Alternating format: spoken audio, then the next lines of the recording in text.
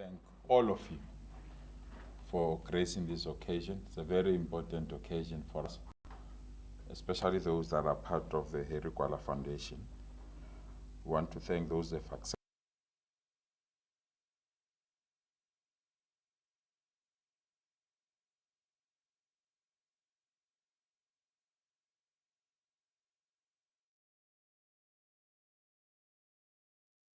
a very hot NEC, if what you are reading in the newspapers is something to go by. The family of Cde Mzala, and thank you for agreeing part of this event. I'm going to formally ask Comrade Mahlengi Bengu, someone that I've worked with in various capacities, mainly in the student movement, youth movement, government, to formally come and do the welcoming. She represents the OR Tambo School of Leadership, and immediately after that I will introduce Comrade Jeff Radebe, somebody also that I worked very closely with during my young days. Comrade Mahlengi, the floor is yours. Thank you.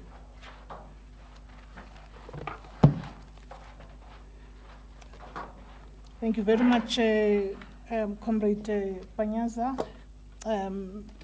the chair of the Harry Gwala Foundation. I've already been introduced, and mine is the simplest assignment. We are here to memorialize Comrade Mzala, and we are here to ensure that, in fact, the struggle against the erasure of various contributions, historic contributions, by many of our stalwarts in our struggle doesn't happen. And to keep that name alive, but more than anything, to keep the lessons alive. This year, the OR Tambo School of Leadership is accelerating its efforts to build the relationship with Harry Gwala Foundation. And this follows the successful hosting of a joint memorial lecture in 2020, which was to mark the 20 years since the passing away of Mdala. This relationship is part of the school's broader program of forging value-add collaborations and partnerships which amplify its primary interests in the advancement of political education in our society and within our movement and the wider democratic movement. Specifically in 2021, the joint memorial lecture will mark the 30 years since the passing of Comrade Jabulani Nobleman Mzala Nxumalo. I won't bore you with details regarding the well-recorded and the well-known history of Comrade Nxumalo, because I am certain that our main speaker will do justice even better than I could possibly do. I want to go on to say that the OR Tambo School of Leadership does welcome the opportunity to build, continue to forge these relationships by actively disseminating political education content that is ultimately intended to renew the entire mass democratic movement in society. Since its formation, the OR Tambo School was formed and launched in the year 2019. Since its formation, the school has been engaged in forging mutually beneficial relationships that we hope will assist to amplify our agenda of facilitating the growth of cadres who have a critical understanding of how the world works and also have the necessary tools to understand how to change the world. It is this agenda that necessitated our participation in today's program, and we're extremely grateful, Comrade Panyaza, and to the entire team for the kind of collegiality that's been happening, and we hope this should be happening into the future.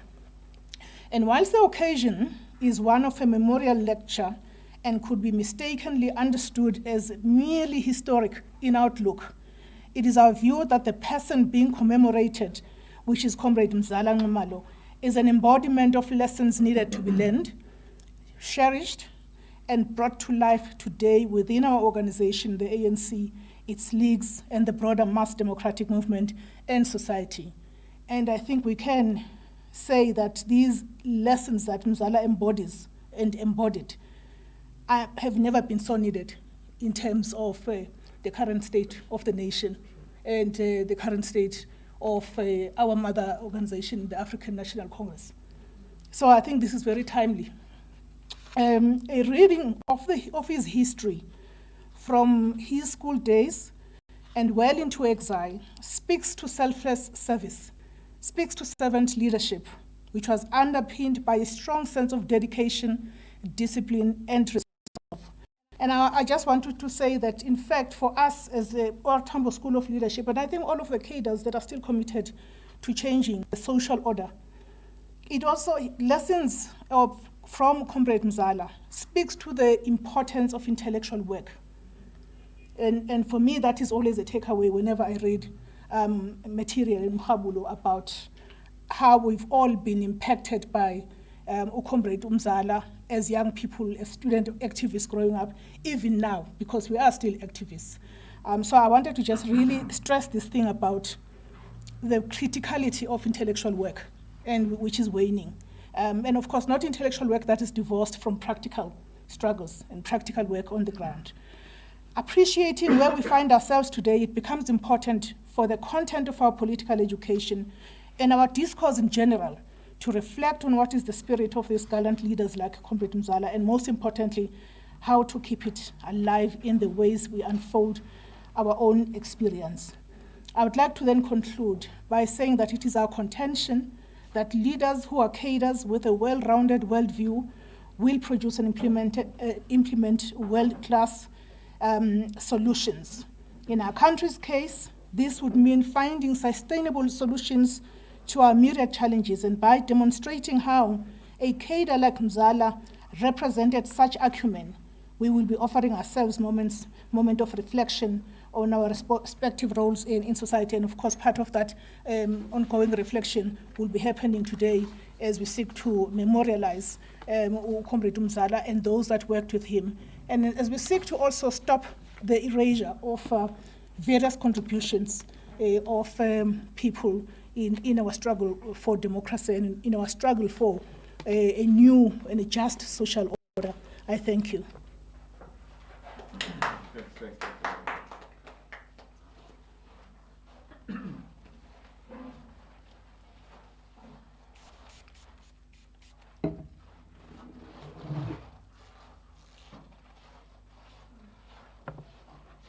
Thank you so much, Comrade Matlengi, and thank you so much for really cementing that relationship between ourselves as a foundation, as well as the OR Tambo School of Leadership.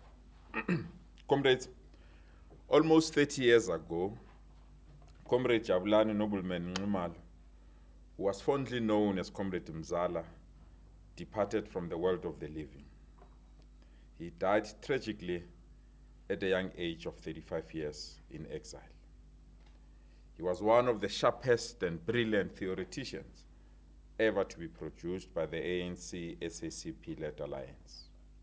His death in exile robbed us and robbed our liberation movement of an upright, principled, independent, uncompromising voice, a revered thinker, but most importantly, an amazing writer.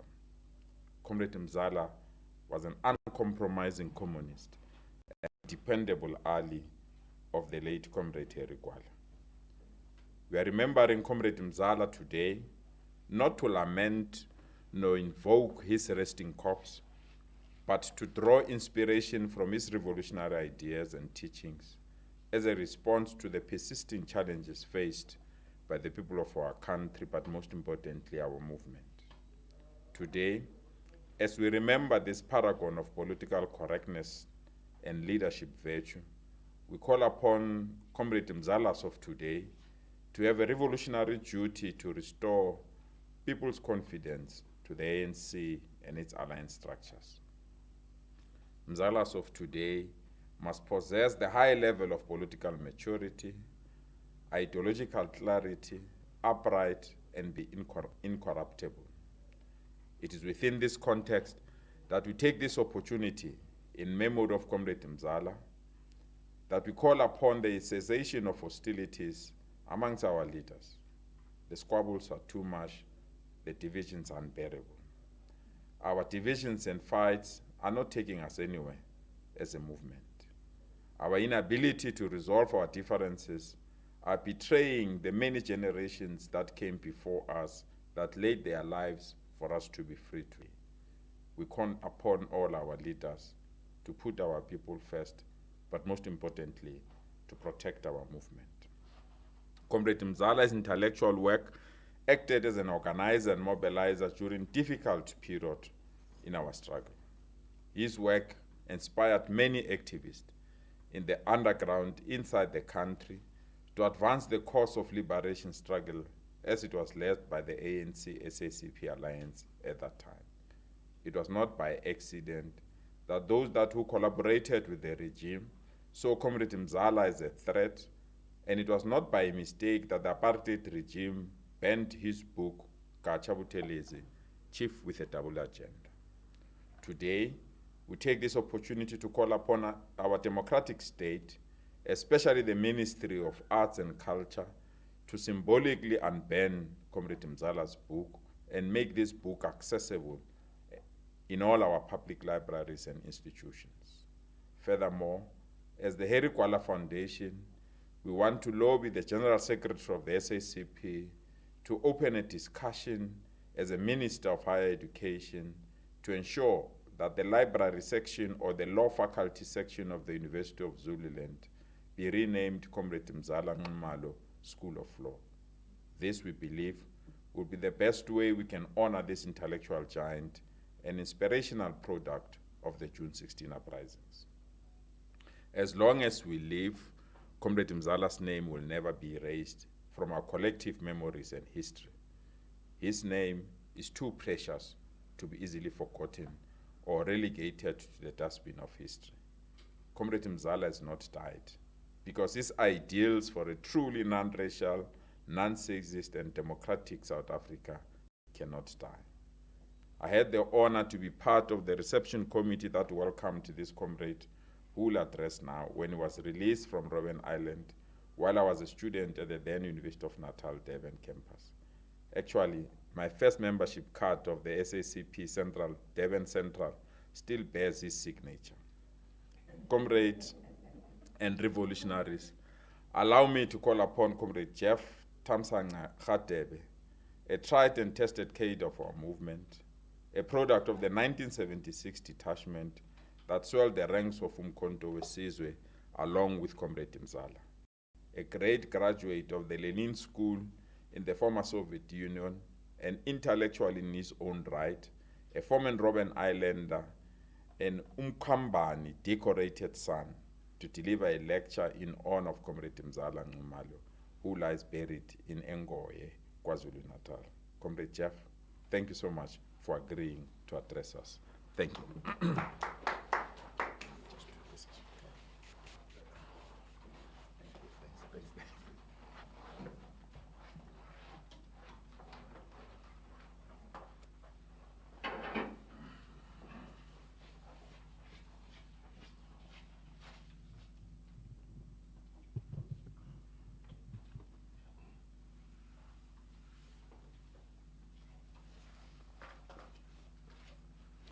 Allow me, firstly, to express my profound gratitude at the opportunity to partake in reflecting on one of the most outstanding sons of the soil, a fighter, an organic intellectual, and a fearless revolutionary. Last 22nd of February this year marked 30 years since his untimely departure at the young age of 35. But I want also to take this opportunity to thank the of the Harry Kwala Foundation, Comrade Panyaza Lesufi, as well as the principal of O.R. Tambo School of Leadership, Comrade David Masonlo, as well as Comrade Mahlengi Bengu, one of the directors of the O.R. Tambo School of Leadership. I also want to acknowledge the sister of our departed comrade, Comrade Cde Mzala. I'm very glad that the Harry Gwala Foundation has helped organize this lecture. Harry Gwala remains one of the bravest, most outstanding, and sharpest political minds I met early in my political activism. My first personal interaction with Isitwalandwe Siaparankwe, Comrade Harry Gwala, was in 1976 when he was facing high treason charges in Pietermaritzburg for fighting against the obnoxious system of apartheid. At that time, I was an article clerk at the Archigumede and Phyllis Naidu firm of attorneys in Durban that represented political prisoners and those awaiting trial. Those Pietermaritzburg 10, led by Harry Gwala, were giants on whose broad shoulders we could stand tall and reach higher goals of our revolutionary agenda. Before proceeding on this conversation about Comrade Mzala, allow me to solemnly express and echo sadness suffered by the Zulu royal family and the people at large on the passing of Uhlanga Lomhlabathi, Isilo Samabandla, Goodwill Zwelithini kaBheki uZulu. His reign took place during some of the most difficult times in our history, leading to the dawn of our new democratic order in 1994. As we continue to mourn his passing, we are comforted in that uyibekile induku ebandla. His legacy shall live on the lived experiences of all our people.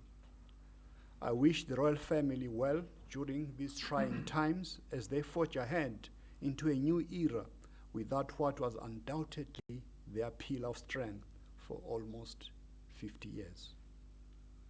I must also add that we also mourn the passing on of President of Tanzania, His Excellency, President John Magufuli. Many will recall that it was to receive some of the greatest solidarity assistance, a country to which Comrade Mzala was deported to after one of his arrests in Swaziland. Tanzania was for many years the headquarters of the ANC in exile. That country was very pivotal in the struggle against apartheid by providing material assistance and support to our movement and a second home to countless activists who were exiled by the apartheid regime. Still on Swaziland, for the purposes of our conversation today, I will refer to Eswatini as Swaziland, in as much as I will refer to KwaZulu-Natal as simply Natal, as both were called during the times and life of Comrade Mzala. We are also acutely aware that the COVID-19 pandemic has left many families bereaved. Ministers, members of parliament, MECs, government officials, artists, actors, actresses, leaders of business, churches, NGOs, unions, and ordinary family members, both here and abroad. I'm very confident that as a South African nation and as the whole humanity will forge ahead to conquer this invisible enemy. The storyline of Comrade Mzala, as we fondly knew him, reads like the many stories of countless other freedom fighters whose personal contact with injustice awakened within them the fearless fighting spirit of their forebears. They did not relent on fighting to defeat oppression visited on them and their generation. In Comrade Mzala was evident the fearless fighting spirit of brave kings, queens, and warriors who resisted colonial conquest. It was the same fighting spirit as of the founding leaders of the African National Congress in 1912, and the various generations of heroes and heroines who perished in the intervening period between our colonial conquest and our political liberation in 1994. They valiantly fought against colonialism and country, a democratic constitutional state. Their legacy is what must continue to spur us on to realize the ideals of equality, the ideals of prosperity across race, gender, ethnicity, and class. Perhaps very relevant in today's theme, the world we want, time for change. This conversation reminds and demands of us to take up Mzala's fighting spear beyond political freedom to attain the kind of world anticipated by the ANC in 1912, the Freedom Charter, and many generations thereafter who sacrificed their lives so that we could be free. Writing in 1985, at the height of the protest that started here in the Transvaal, in the Vaal region, in his treatise, Cooking the Rice Inside the Pot, Comrade Mzala said, "The democratic movement that has developed in the heart of our country is a powerful testimony of our people's unwillingness to accept reforms of the system. Our people have long ago discovered that what is needed in South Africa is a new society, a new political and economic system, a radical change of all that is existing."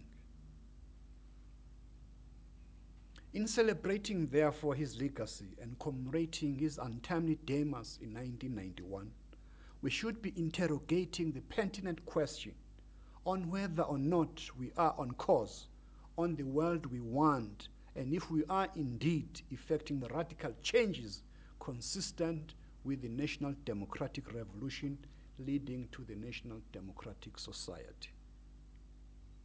Comrade Mzala was a tireless cadre who fought till his last breath. We too cannot afford to rest on our laurels when the objective conditions of the world he and many others fought for has not yet been fully achieved.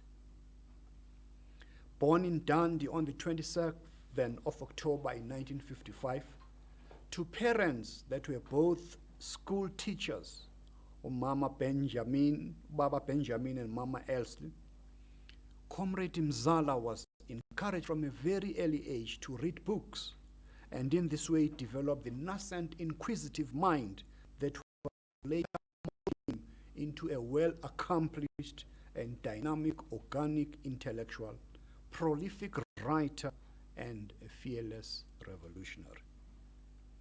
It was this inquisitive mind, cultivated from reading books as encouraged by his parents, that nurtured the political rebel in him to fight against all forms of injustice. Consequently, at the mere tender age of 17, in 1972, he was expelled from school for leading a school boycott. By the time he enrolled to study law at the University of Zululand, Ongoy, he was increasingly finding his maturing political ideological trajectory. It is in tracing this ideological development over the lived experiences wherein he observed first-hand injustice suffered by his people that he developed his political and ideological views. At Ngoye, he joined SASO, the South African Student Organization. He was later expelled for political activities associated with the 1976 student uprisings that started not far from here in Soweto and quickly spread throughout the country like a runaway fire. Like thousands of other youths such as Solomon Kalushi Mahlangu, Comrade Mzala skipped the country to join the underground struggle waged by the ANC in exile. This was after the state heightened its repression in the aftermath of the 1976 student uprising. He received military training in Angola and distinguished himself as a fearless soldier of Umkhonto weSizwe. He was part of the June 16 detachment of MK. He was tragically shot, though accidentally, by a new MK recruit at the Funda MK military camp north of Luanda in Angola during training. When everyone thought the shot was fatal, he nonetheless reawakened after admission at the local hospital. He completely recovered from those near-fatal facial gunshot wounds and was not deterred from spreading and spearheading the struggle for liberation. He further received training in the Soviet Union and the German Democratic Republic, the GDR. In his political training, he distinguished himself with his sharp acumen to comprehend complex theoretical and political issues. Comrade Mzala served during the struggle mainly in Angola and Swaziland. It was in Swaziland that he was to infiltrate at his own accord Northern Natal. He spearheaded in Northern Natal mass mobilization, which became fertile ground for the consolidation of Operation Vula later. In Northern Natal, in a place called Ingwavu, he established an MK unit in line with his viewpoint that the masses must be armed to liberate themselves from the yoke of apartheid. Comrade Mzala, like many MK soldiers in exile, lived like inyamazana, perpetually being hunted by the apartheid regime. Consequently, he had to live under various disguises. That is why many cadres were known only through their pseudonyms. Comrade Mzala used various of such pseudonyms, both as a military combatant and as a prolific writer. Some of such names were Nxumalo Mihwe, Jabulani Nxumalo, Alex Mashinini, Jabulani Dlamini, and Jabulani Mkhatshwa, the latter being Isithakazelo sakwaNxumalo. The frontline states at the time, which were initially havens for armed struggle bases, were routinely attacked after the Komati Accord between South Africa and Mozambique. Other secret accords were signed in 1982, including with Swaziland, where he was based. This made living and operating in those areas dangerous. Hence, combatants such as Comrade Mzala were constantly on the move and in disguise to evade arrest. Many will recall that the apartheid regime will undertake illegal military raids into Mozambique, undermining the sovereign statehood of the states. This resulted in the killing of many comrades in Matola in Mozambique, as well as in Lesotho and Botswana, where many comrades paid the ultimate price. Many comrades and leaders such as Chris Hani escaped such raids by a whisker, but still innocent lives would be lost in many instances. Those were perilous days when partaking in the struggle was tantamount to signing your own death certificate. Against all those odds, Comrade Mzala was fearless and adamant that the liberation of our country could be, at best, be attained through armed struggle. In the struggle, MK will occupy the role of vanguard of the armed struggle and the masses of the people as the ultimate dependable motive force to overthrow the racist regime. It was this thesis that he advanced in his treatise, Cooking the Rice Inside the Pot. It was in this context of his analysis of the struggle that he penned many articles in Sichaba, in the Dawn, and the African Communist. Cooking the Rice Inside the Pot was an argument in favor of a mass-based armed struggle and popular insurrection against the apartheid regime within the borders of South Africa, or what he called the port. Comrade Mzala believed that whilst MK was key in the armed struggle, the masses of the people were indispensable for the ultimate victory against the apartheid regime. In that article, he argued for the arming of the masses of the people as the pressure cooker that will result in rice being cooked faster. Let me just quote. Such a condition, he said, requires political and military victory by the organized masses, the only condition that will clear the ground for the implementation of the Freedom Charter. A mass movement is essential for the revolution. Great social objectives in history have been accomplished by mass movements. Our revolution in South Africa can be victorious only when it mobilizes and organizes the masses at the grassroots levels.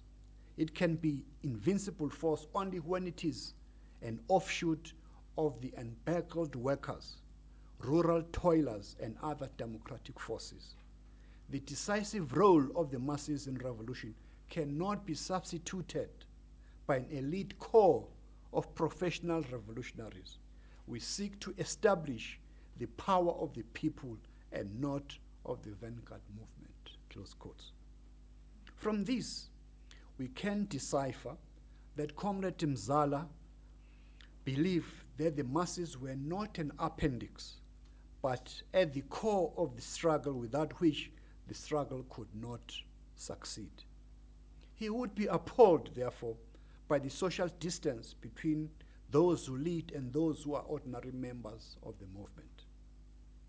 We must not only be Comrade Mzala during the door-to-door voter mobilization, Comrade Panyaza, but we must continuously maintain contact that will inspire the accelerated resolution of the socio-economic challenges that our people are facing. That is why I come back to his treatise, Cooking the Rice Inside the Pot, where he said, we often meet people who imagine that when we talk of the working people swelling the ranks of our movement, we are referring to the exile structures of our organization. This is incorrect thinking. Leadership, in the final analysis, means going to the masses, merging with them into an invincible fighting force. History's great call to our movement, headed by the ANC, is to begin a process of de-exiling ourselves, of transferring the initiative of the liberation process to the actual arena of our struggle inside South Africa. We must fight our way back into our country. We must find a way of dispatching units of our political and military leadership to the various pockets of mass resistance inside South Africa, close quotes. And in order to further validate this concept, wherein the masses of the people must be at the center of the struggle, cooking rice inside the pot, he quoted the legendary Che Guevara when he said, guerrilla warfare is not, as is often thought, a small-scale war, a war conducted by a minority grouping against a powerful army. No, guerrilla warfare is war by the entire people against the reigning oppression. The guerrilla movement is their armed vanguard. The guerrilla army comprises all the people of a region and the country. That is the reason for its strength and for its eventual victory of whomsoever power tries to crush it. That is the base and grounding of the guerrilla is the people. As I've already indicated, Comrade Mzala's stay in Swaziland was not without peril. Under the disguise of a journalist, he worked for the Swazi Observer newspaper as a reporter under the pseudonym Jabulani Dlamini. He had a motorbike of which legend has it that its tank could be filled with a mere 5 rand. He also lived a very simple and nomadic life, forever looking over his shoulders for the threat of a possible arrest or even assassination. He would drive around sporting a pipe in his mouth to further disguise his identity, even though he was not a smoker. Cde Mzala was arrested in 1983 by the Swazi police and deported back to Mozambique, only to return under a different pseudonym.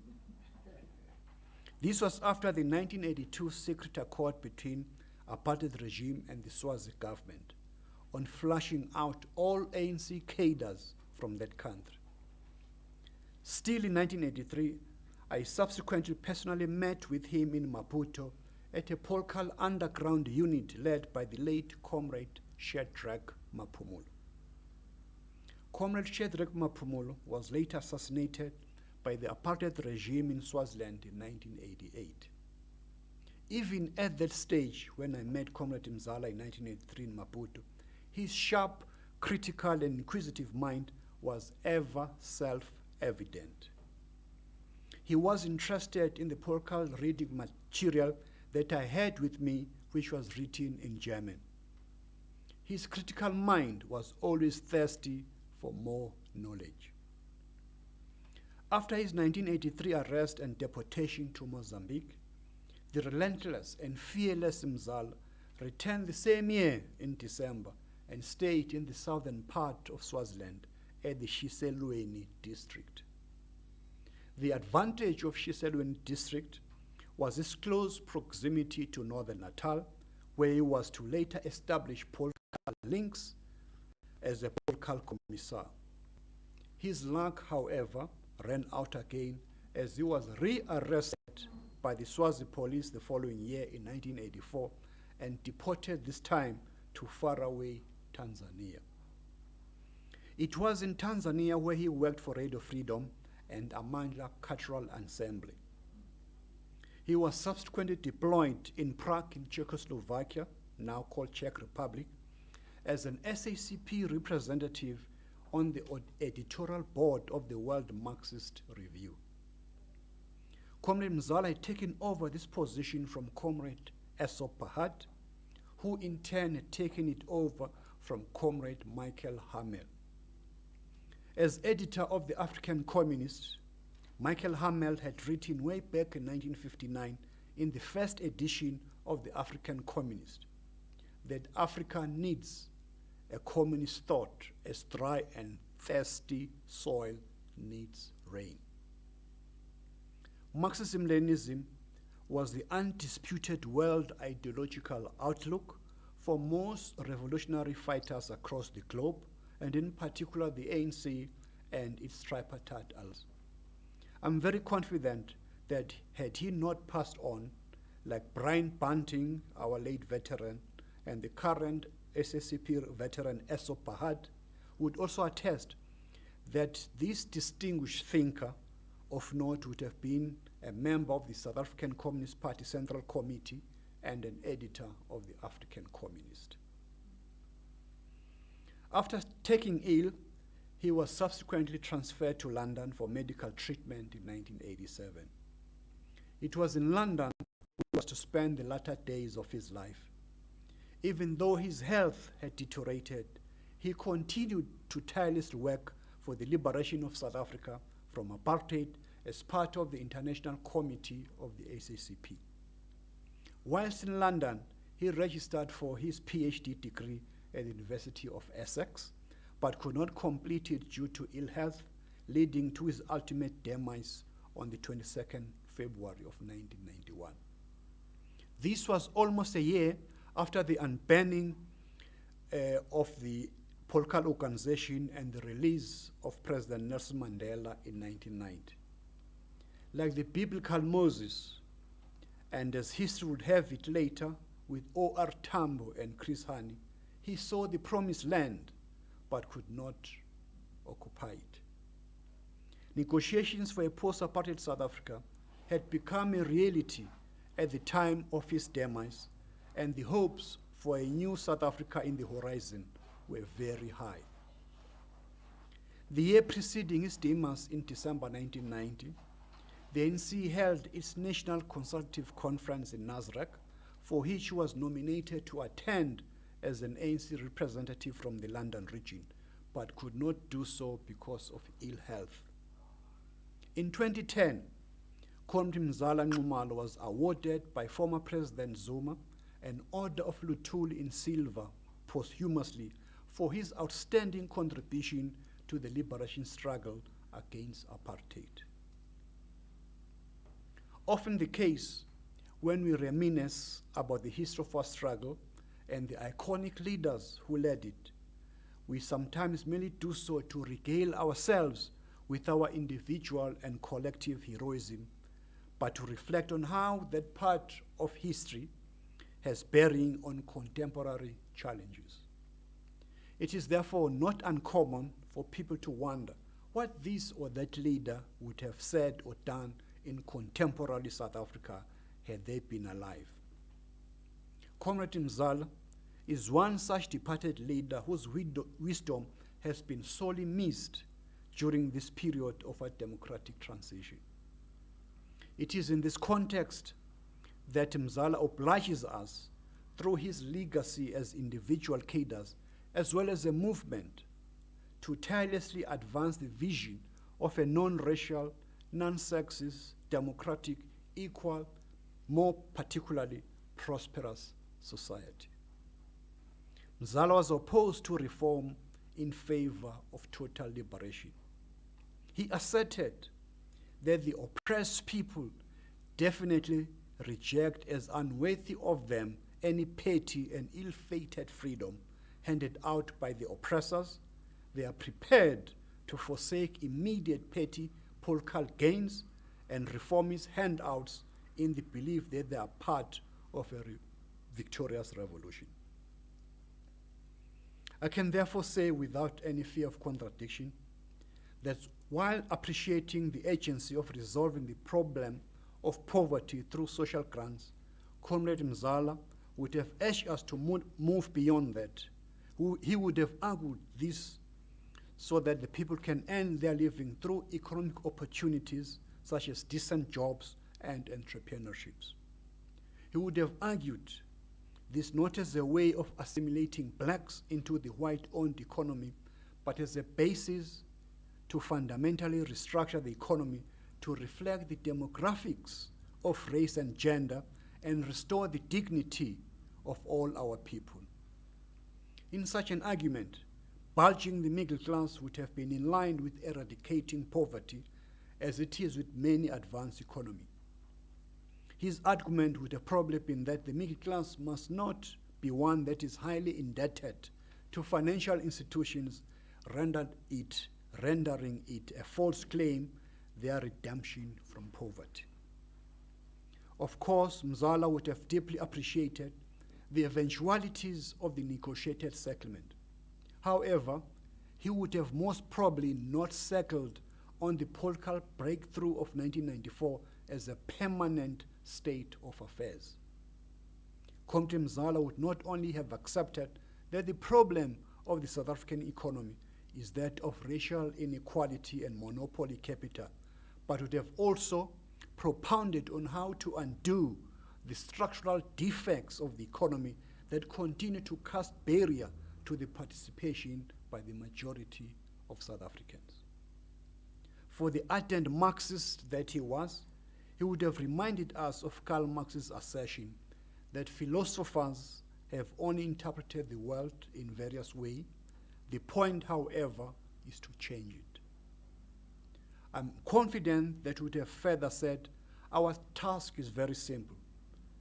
Implement ANC National Conference resolutions on both organizational and government transformation programs. On such an occasion, we invoke the name of Mzala because when we entombed his mortal remains, like in many similar occasions on the demise of our fellow revolutionaries, we defiantly proclaimed that his spirit will live forever. It is in this context that we celebrate him not as Idlozi, but as a profound intellectual and a revolutionary whose legacy history demands we must emulate.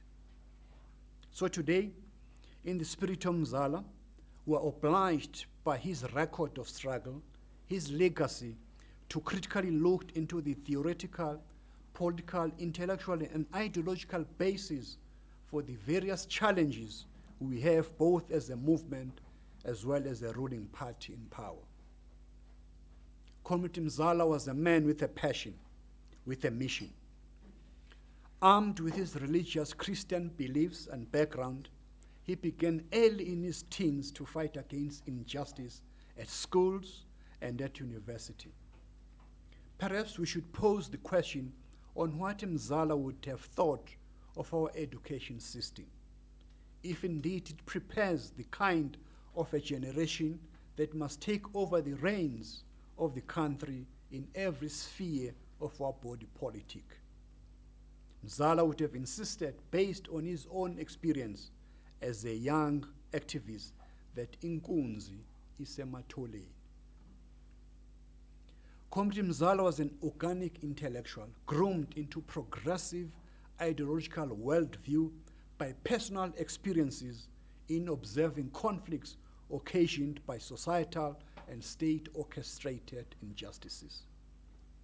His main passion was undoubtedly on building a just and democratic state that unites all South Africa's people against racial, gender, class, and ethnic prejudices that was engineered by colonialism and perfected by the apartheid regime. To him, the national question was paramount. In order to navigate these various challenges visited on the masses of the people, Comrade Mzala embraced the prism of Marxism-Leninism as tools of analysis. Historical and dialectical materialism were his main instruments of analysis.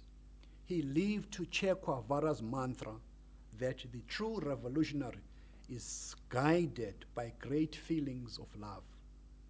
It is impossible to think of a genuine revolutionary lacking this quality.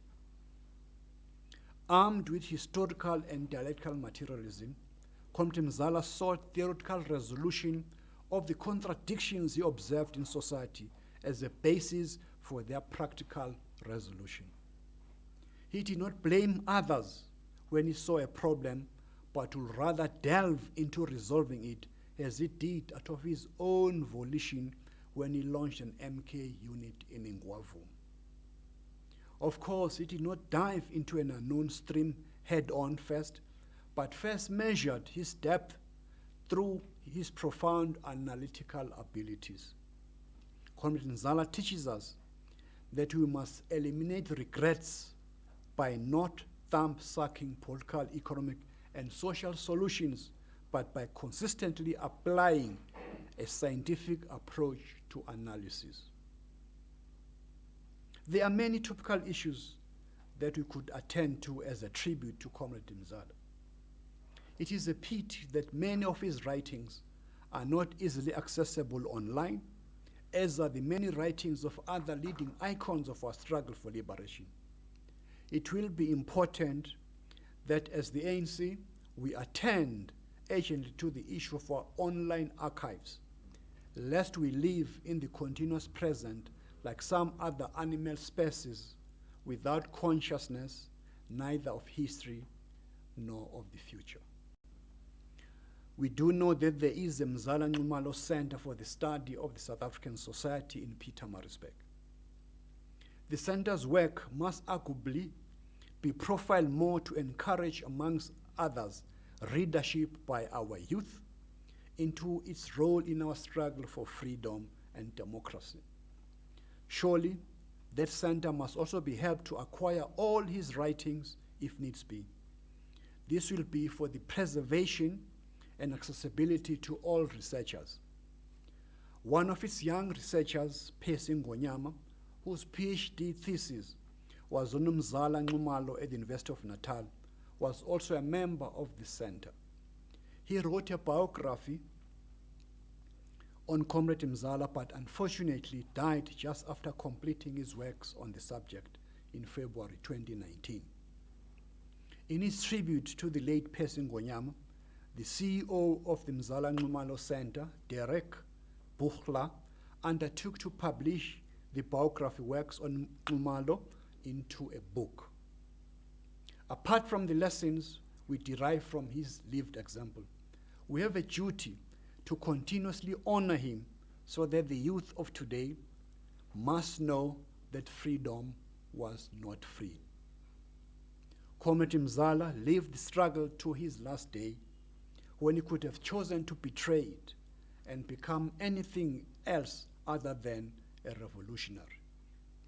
To see injustice at schools, universities, government institutions, the private sector, NGOs, the workplace, at homes and anywhere, and not act against it is to betray the cause of justice. It is to betray Comrade Mzala. Likewise, to fail to fearlessly and selflessly advance the struggle for the National Democratic Society through a well-oiled organizational machinery of the ANC, it is to betray Comrade Mzala.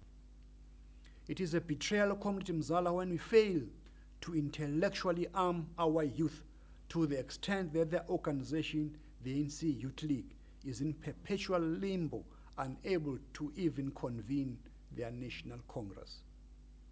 I'm glad that this weekend at the NEC we're on course in ensuring a national task team that hopefully will ensure that the ANC Youth League National Congress is urgently convened.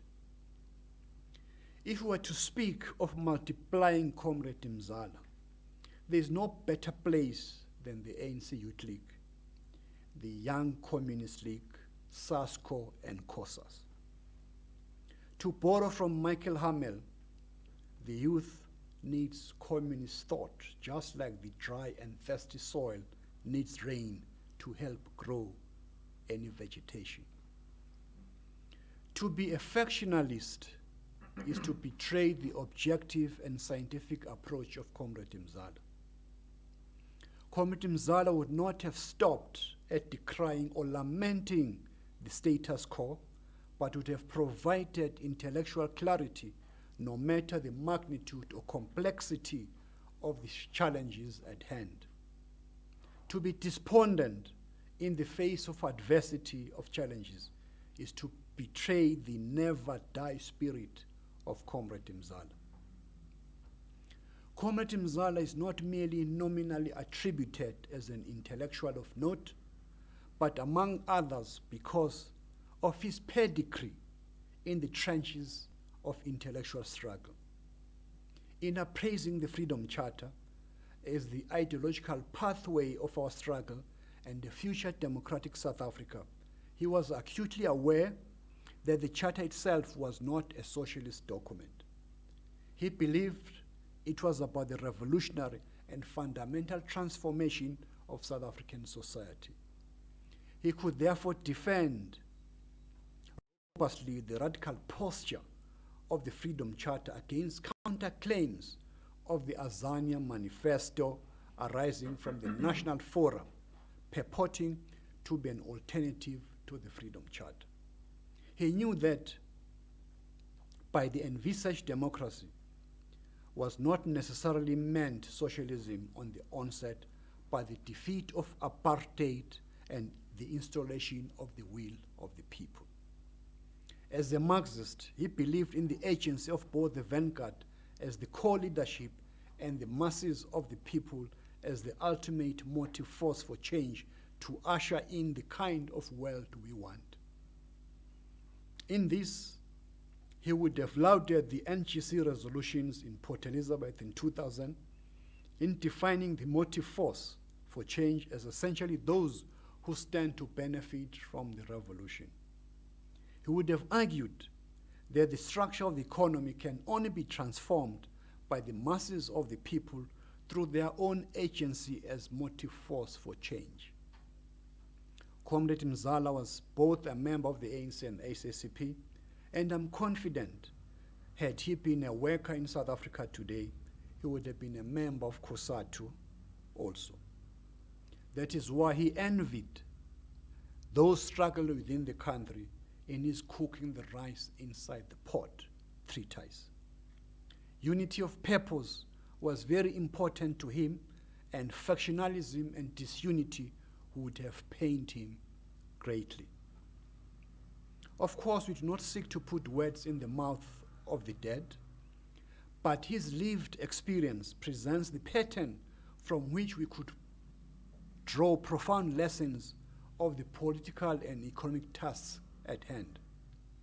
By invoking his name, we are in fact analyzing the present in his memory, yet in the interest of the current generation.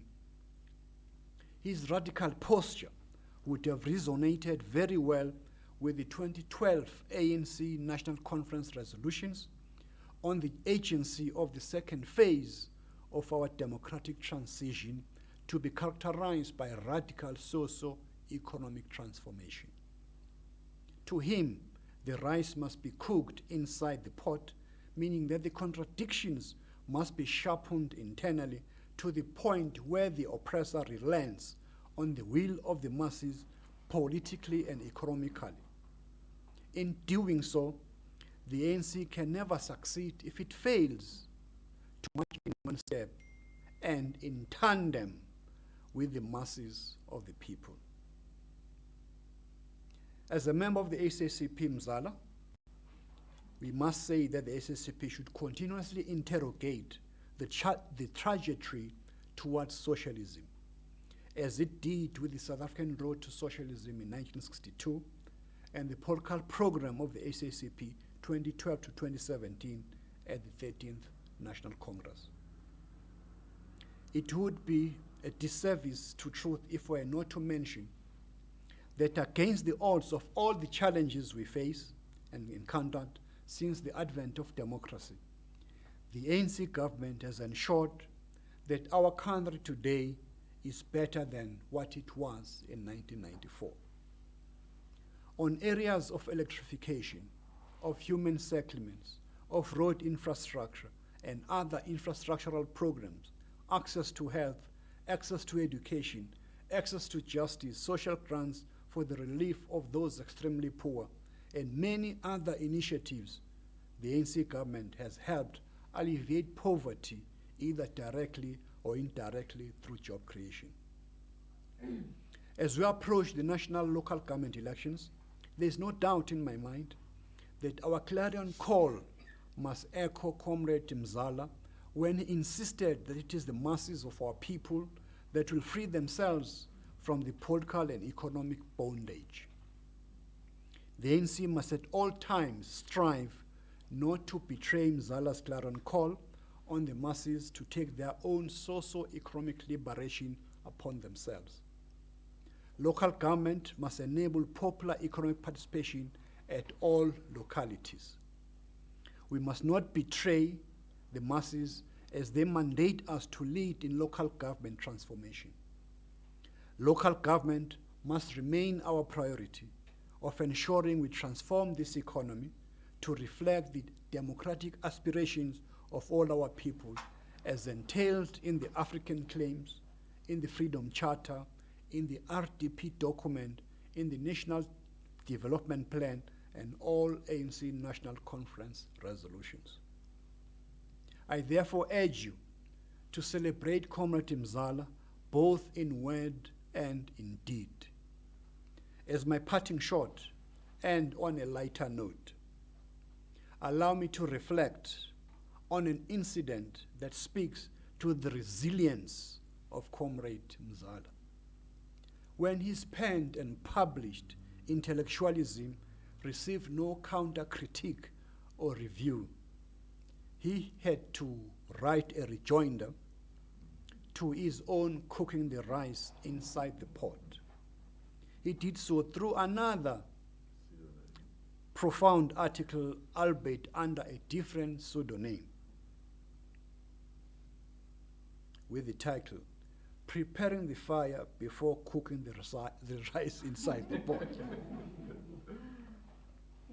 As a political commissar, he prepared the fire in Northern Natal amongst the masses of our people as he mobilized them into a formidable force against the apartheid regime prior to Operation Vula.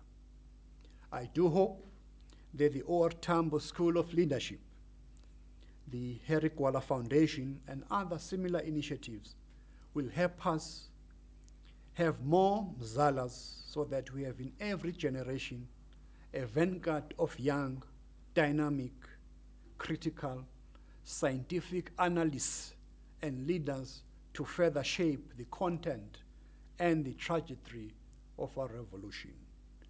Amandla awethu. I thank you.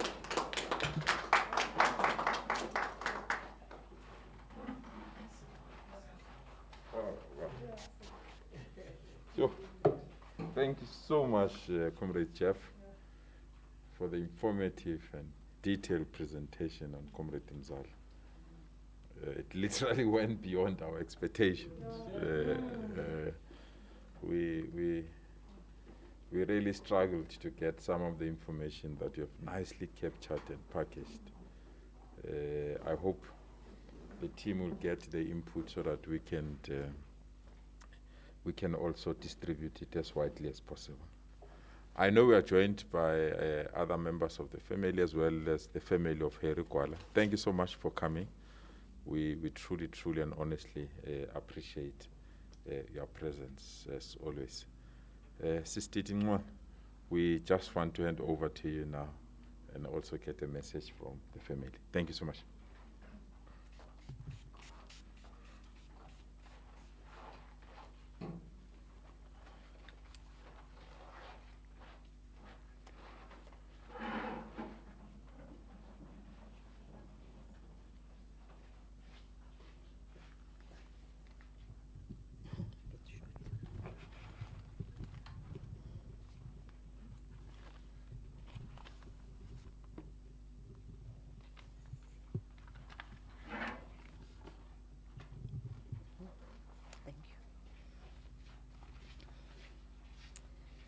Comrade Jeff Radebe, Comrade Panyaza Lisufi, Chair of the Harry Gwala Foundation, Comrade Mahlengi, representative of the OR Tambo School of Leadership, our most valued guests, ladies and gentlemen.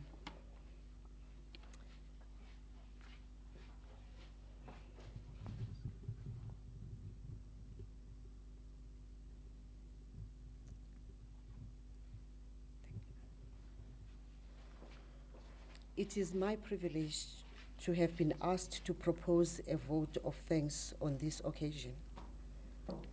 I, on behalf of the Nxumalo family, extend a very hearty vote of thanks to all speakers and guests alike. A big thank you to you, Comrade Jeff, for the interactive memorial lecture to mark 30 years of the passing away of our dear brother and father, Jabulani, Nobleman, Mzala Nxumalo. Something that really struck me was when Comrade Jeff referred to how Mzala would have argued for us to move beyond social grants as the only solution of resolving problems of poverty.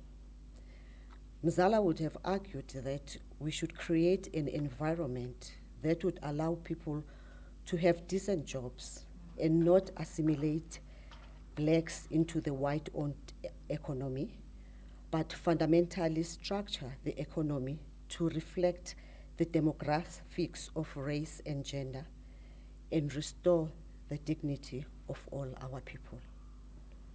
Comrade Jeff, we are all inspired by your great words. I must mention our deep sense of appreciation to both the Harry Gwala Foundation and the school represented by Mahlengi for your efforts to recognize Mzala's contribution to the South African struggle.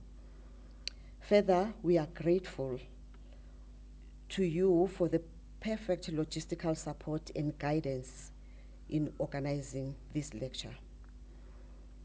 I also wish to express my gratitude to the South African Communist Party for taking time away from your busy schedules. This assembly would be impossible without your support.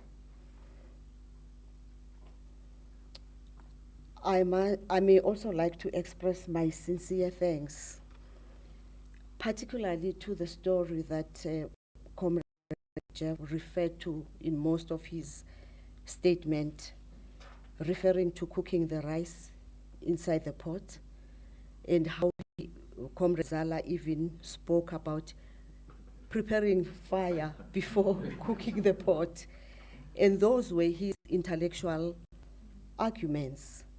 But we have seen how he never ended there, but practically participated and was involved in the Natal machinery, where he mobilized the people of Northern Natal, specifically operating from the area of Ingwavuma. So he did exactly what Comrade Mahlengi referred to when she said that the intellectual work should not be divorced from practicality. So he did exactly the two without any failure. I would also like to express our gratefulness and to welcome the call for the unbanning of Mzala's book, The Chief with a Double Agenda, that Comrade Panyaza referred to. We thank you very much for the initiative. I cannot thank everyone enough, especially our guests and visitors, for their involvement and willingness to be part of this assembly. We thank you for being with us. It's been a great pleasure. Thank you very much, and enjoy the rest of the weekend.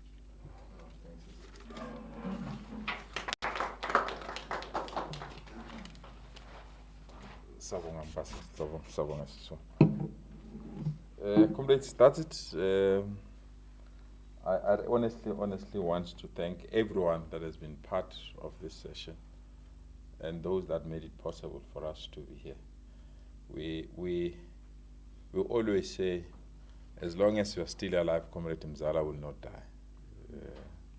And as long as there is still a need to truly see a truly non-racial, non-sexist and democratic South Africa, those ideals will make us to live forever. So, thank you so much.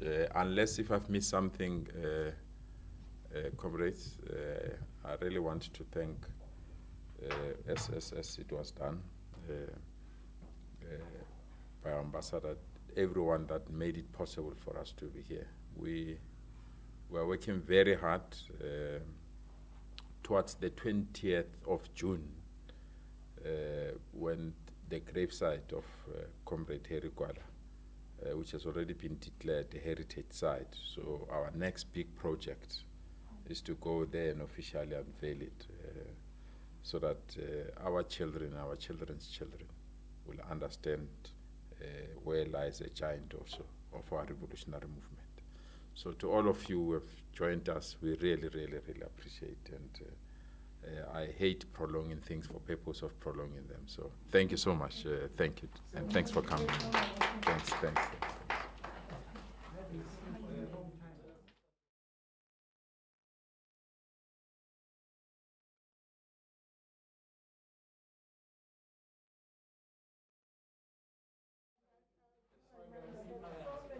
Balindele, ungangishayi.